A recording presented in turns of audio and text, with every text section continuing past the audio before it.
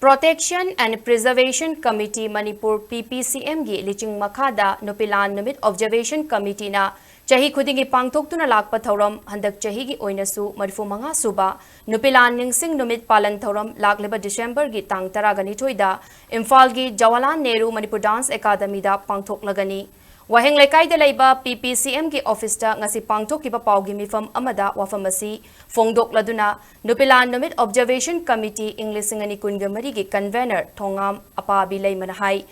Ningsing taraga mathoi degi hauduna lamdamasi gi tongan ba CSO sing imalup sing mahiroi lup sing na punsinduna pangthoktuna lakpa Nupi Lal Ningsing Numit handak chahi su pangthokna ba semsaba loire thauramasida lebak miyamna saruk yaduna mapung fahan biu Matamadugi ima sing ningsing ba amadi ikai kumnaba utuna haikat lekat tamba makoina utlamba marepak nung shibagi thongna lingjen apun bagi wakalon adu ngasisu ngaknaba honasi India na Manipur da proxy war chathari haiba miyamna khangnaraba wafamni mamang chahidagi hauduna thokleba lan asidasu ima singna achoba thodang kaya lauduna lakli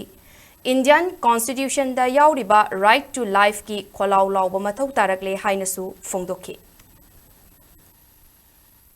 Nupi Lal Numit handak saigi 2024 gi oina December gi tang 12 da pangthok chanabagi damakta akhoi them chaba lojare loinana aikoina ima singduda supna khaki haikal lekat tamba tak khakta du natta Malemda Numit da de hainel ba British da nongmai sangin marakta thongna phana chongthoki bi angang ba ikheng tana Manipur itihas da mayek lana iramgi adugumbi ima singdugi thongna lingjen du tungin jarakanda aikoina ngasi ma apha phata khandaba makai Manipur muthat na ba sinbagi lalongda makhan makha khya ki lalong chatharaki ba akoi miyam da khangminare haujiga masung makoi lepte India ki proxy war sigi mastermind che India ni habse koi mayek sengna khangwinare aduna matong tarakasda ko Nupi Lal Numit asida thauram pangthok jabagaloina na self determination is our life haba wafam se akoi punna jangsin manarga lantheng minarachi thengna minarachi Nupi Lal program asida koi apun bagi sakti si sagalakanda apun bagi sakti do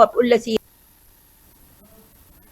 Paugi mifamatuda sarukya kibi Observation Committee ge advisor Laurambam Nganbin hai kumja lising amaga chamapan supna mari amadi lising amaga chamapan kuntraga mapanda matamadugi ima kaya na laibaki damak thawai na pontha pikiba amadi tungi mirol gi lambi yat piramba adubu ikai khumnaba utpa tangai fade kumja lising amaga chamapan humbudra dagi ngasi fauba ima singna lamdamasibu kannanaba awaba kaya mayoknaduna thodang kaya lauduna lakli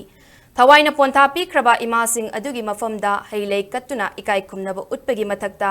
hauzik lamdamasda thokliba lan asi thengnanaba thongna lingjen leinanaba hotnabasu tangai fade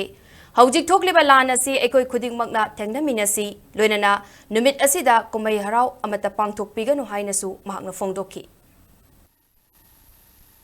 ibu ichi loina pithabirami ba khoi lambi ya lammi ba ima singdugi mafamda ikoina kai khumna jadana kapchariba noluk chariba adugi matakta handakti amukke hena thongna leina thabak tongingi maramdi ngasi phawbada aikoigi India sarkarna amadi Manipur sarkarna nupi singna amadi aikoigi village volunteer singna tawbakhak jengaga leiba aduga jat amaga nungsina handana ba manugi internet oiba pota mangna na ba silakpa adugu mapan thonggi influence mayam ase masi kakna na bo honarakpada ikoina suki matik wari base India government mungsu Manipur government na thawa sabida pa khangbi da bai base Manipur gi ima singi da makta wer yamna laibak thibani amasung yamne kanna changchalai ba khongthang si da ikoina tawgada ba thabak si karino aina haiba taragadi ima singdu bu ikoina ikai khumna jaraga hai lai katpada natana aikoina hujik oiriba phibam sida ima singdu gi thongna lingjendu numittu da mapung phana ni rakanda ikoina aikoi hujik lairiba